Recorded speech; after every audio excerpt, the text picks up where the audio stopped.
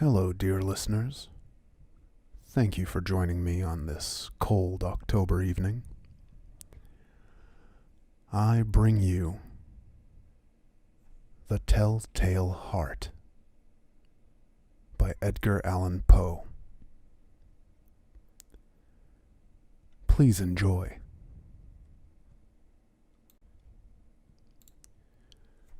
True, nervous, very dreadfully nervous I had been and am.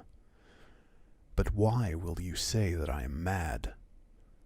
The disease had sharpened my senses, not destroyed, not dulled them.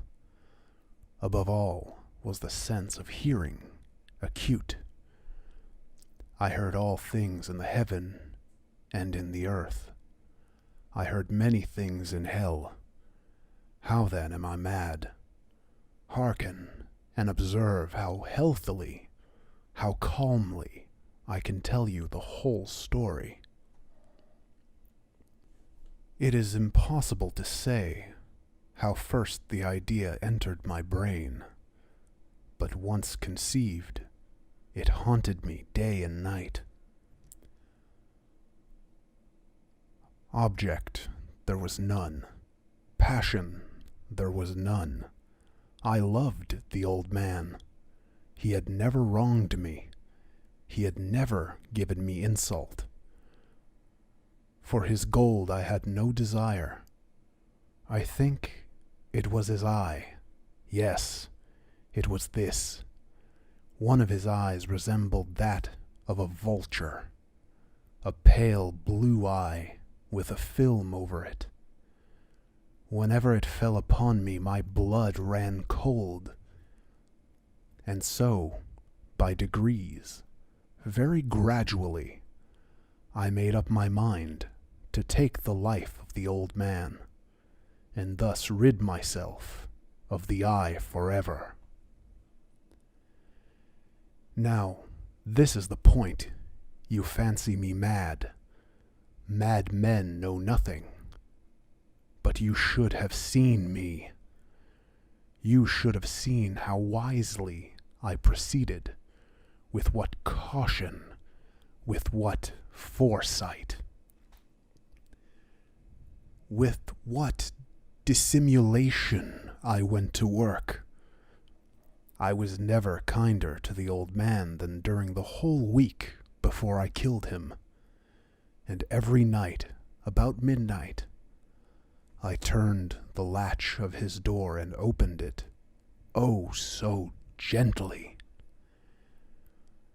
And then, when I had made an opening sufficient for my head, I put in a dark lantern, all closed so that no light shone out, and then I thrust my head. Oh, you would have laughed to see how cunningly I thrust it in. I moved it slowly, very slowly, so that I might not disturb the old man's sleep. It took me an hour to place my whole head within the opening, so far that I could see him as he lay upon his bed. Ha! Would a madman have been so wise as this? And then, when my head was well in the room, I undid the lantern cautiously. Oh, so cautiously. Cautiously, for the hinges creaked. I undid it, just so much that a single thin ray fell upon the vulture eye. And this I did for 7 long nights. Every night, just at midnight. But I found the eye always closed, and so it was impossible to do the work. For it was not the old man who vexed me, but his evil eye. And every morning, when the day broke, I went boldly into the chamber and spoke courageously to him. calling him by name in a hearty tone, and inquiring how he had passed the night. So you see, he would have been a very profound old man indeed to suspect that every night, just at 12, I looked upon him while he slept. Upon the 8th night, I was more than usually cautious in opening the door. A watch's minute hand moves more quickly than did mine. Never before that night had I felt the extent of my own powers, of my sagacity. I could scarcely contain my feelings of triumph. To think that there I was, opening the door, little by little, and he, not even to dream of my secret deeds or thoughts. I fairly chuckled at the idea, and perhaps he heard me, for he moved on the bed suddenly, as if startled. Now you may think that I drew back, but no, his room was as black as pitch, with the thick darkness, for the shutters were closed, fastened through the fear of robbers. And so I knew that he could not see the opening of the door, and I kept pushing it on steadily, steadily. I had my head in, and was about to open the lantern when my thumb slipped upon the tin fastening, and the old man sprang up in bed, crying out, "Who's there?" I kept quite still and said nothing. For a whole hour I did not move a muscle. And in the meantime I did not hear him lie down. He was still sitting up in the bed, listening, just as I have done, night after night, hearkening to the death watches in the wall. Presently I heard a slight groan, and I knew it was the groan of mortal terror. It was not a groan of pain or of grief, oh no. It was the low, stifled sound that arises from the bottom of the soul when overcharged with awe. I knew the sound well. Many a night, just at midnight, when all the world slept, it has welled up from my own bosom, deepening with its dreadful echo the terrors that distracted me. I say I knew it well. I knew what the old man felt, and pitied him. Although I chuckled at heart, I knew that he had been lying awake ever since the first slight noise, when he had turned in the bed. His fears had been ever since growing upon him. He had been trying to fancy them causeless, but could not. He had been saying to himself, "It is nothing but the wind in the chimney. It is only a mouse crossing the floor. Or it is merely a cricket which has made a single chirp."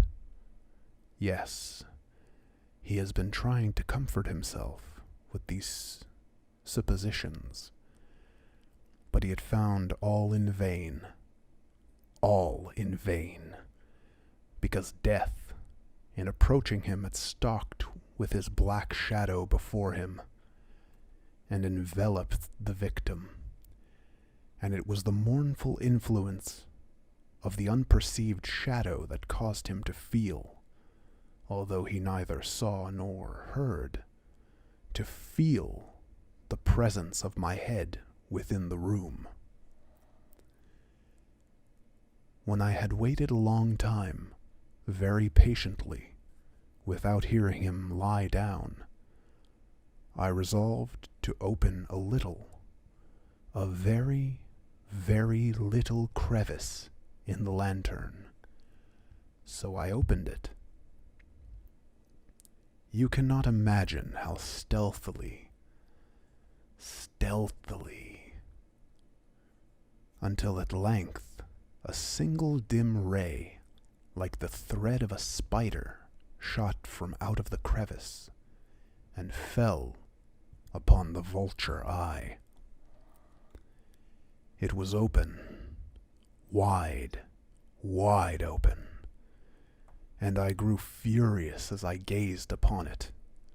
I saw it with the perfect distinctness, all a dull blue with a hideous veil over it that chilled the very marrow in my bones.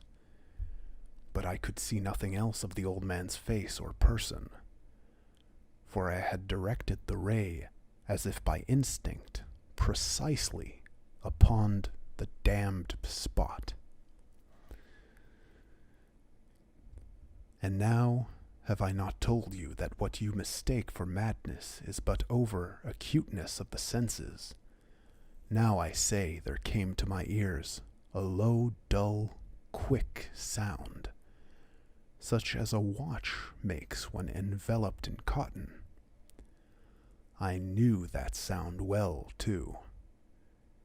It was the beating of the old man's heart. It increased my fury, as the beating of a drum stimulates the soldier into courage.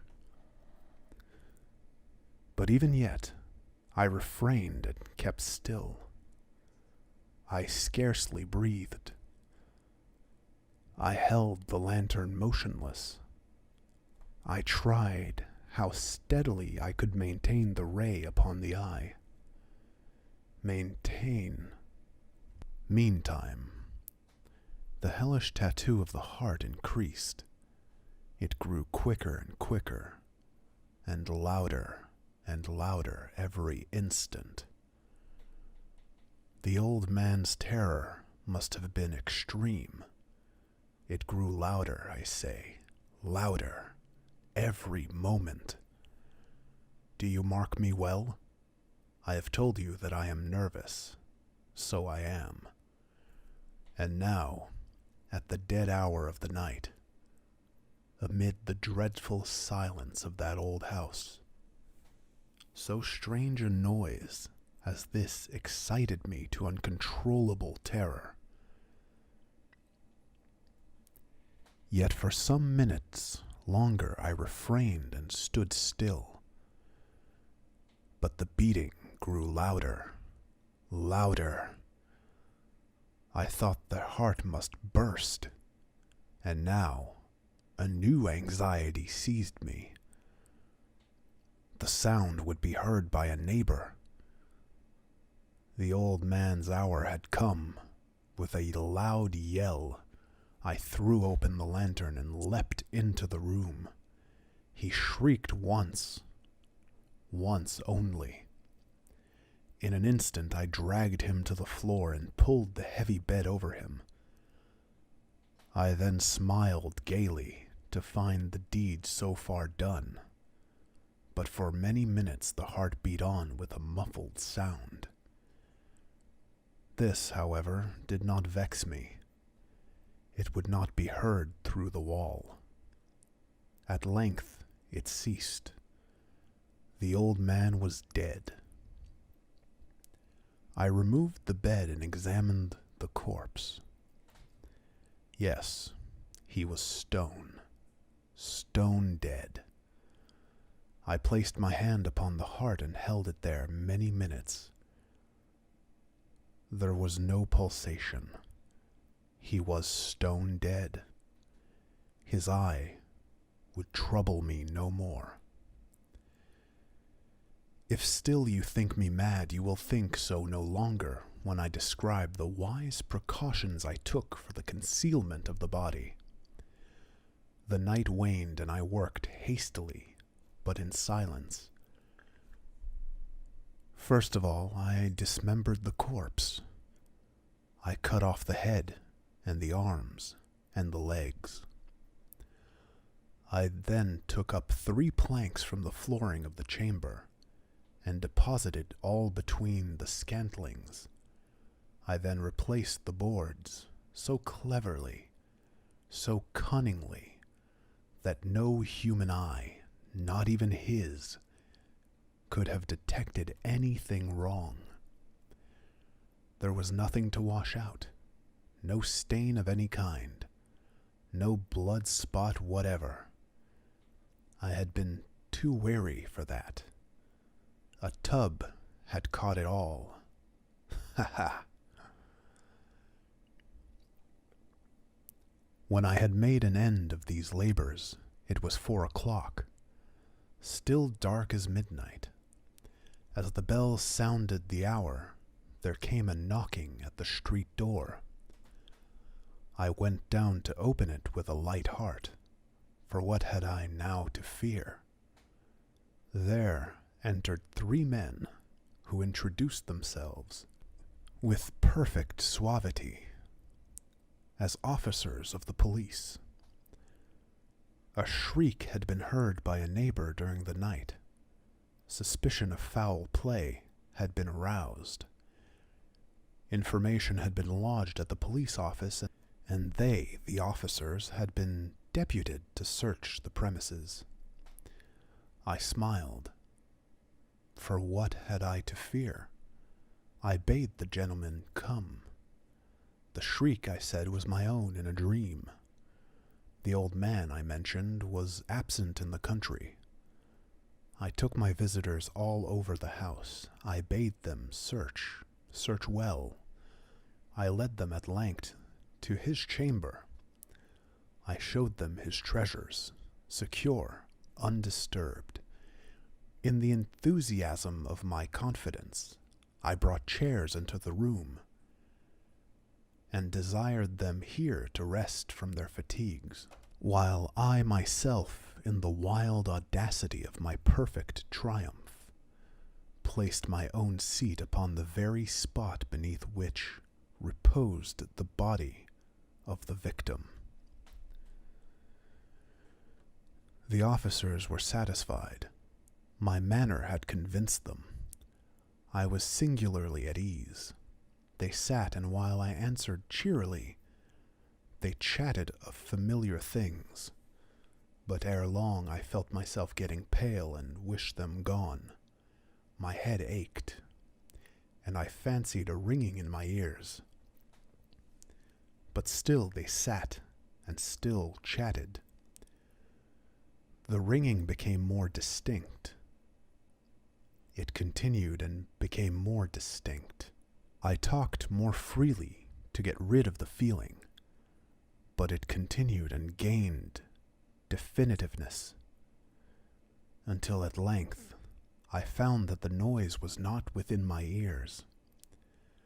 No doubt I now grew very pale, but I talked more fluently and with a heightened voice.